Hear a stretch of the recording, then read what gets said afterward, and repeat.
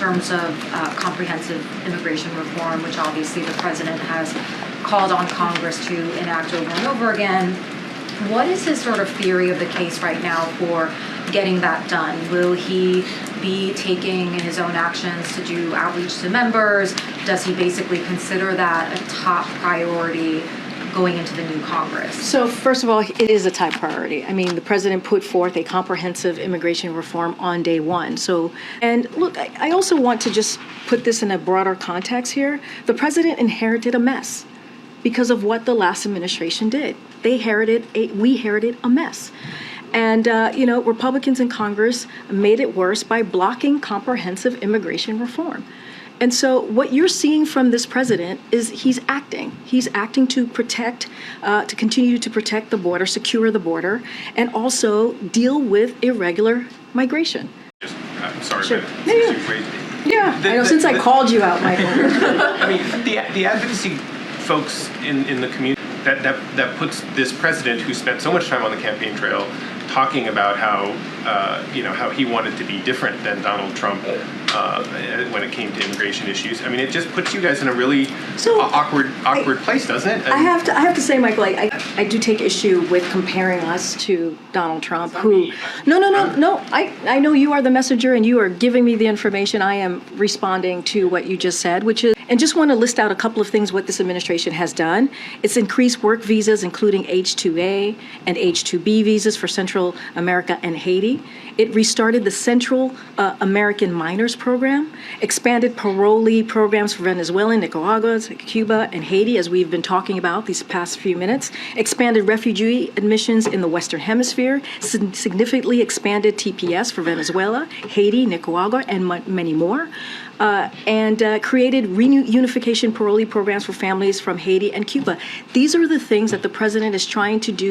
I looked at the most recent month of data for people who cross the border and how they're handled. And it seems that under this new program, and please correct me if the data is outdated, it seems like you might have a better chance crossing the border and being allowed to stay than applying for this program because there are only 30,000 slots per month.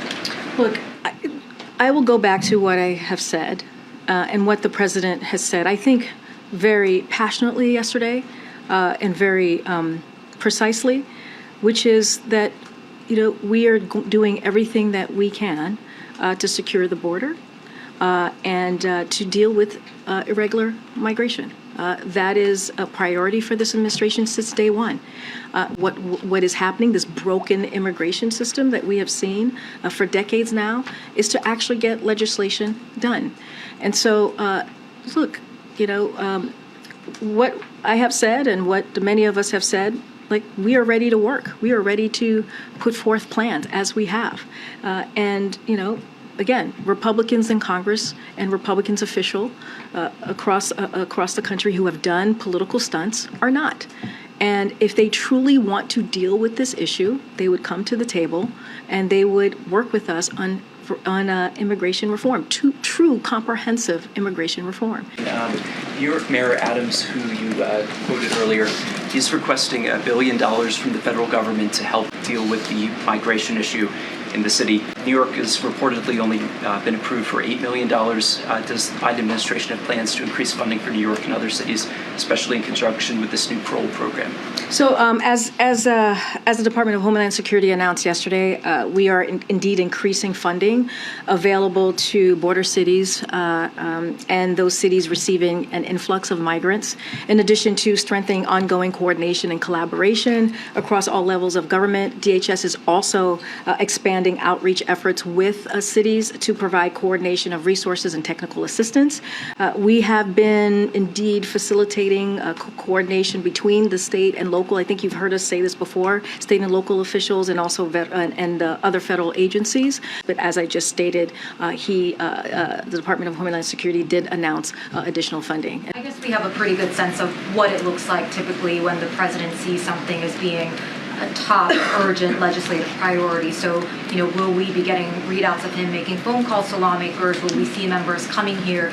Will he sort of throw everything he has at this problem that he says he wants to get fixed? So look, there's been many initiatives that we have gotten done, especially historic pieces of legislation that the president has done in the past 2 years, that we haven't laid out everything, right? If we think about the Inflation Reduction Act, we didn't lay out every step of who he was talking to. Matter of fact, most of you all were surprised when that was announced, the Inflation Reduction Act was announced. So look, the president's going to continue to have conversations with members of Congress. His team will do that on an array of issues that matter to this White House, and it matters to this White House because it matters to the American people.